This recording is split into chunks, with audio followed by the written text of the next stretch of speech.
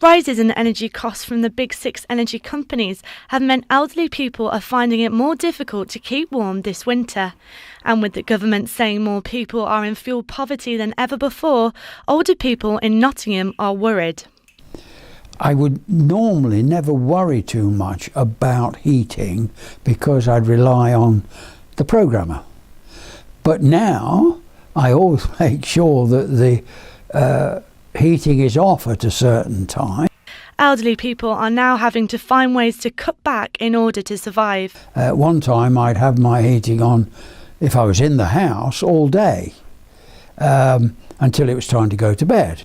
I'm finding now that I'm thinking much more and more about putting the heat on and whether I can afford it, whereas in the past that's not been a problem. Recent statistics from the Centre for Sustainable Energy state more than 17,000 households are classified as being in fuel poverty in Nottingham.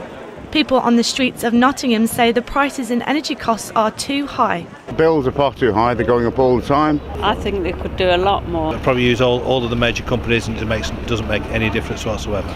Nottingham Energy Partnership are a non-profit organisation providing advice and projects to help elderly people understand how to lower the cost of their bills.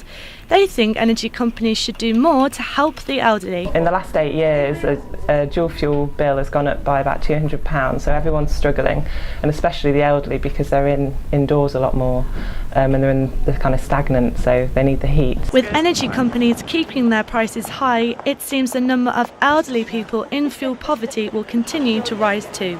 Anna Farley, CBJ News, Nottingham.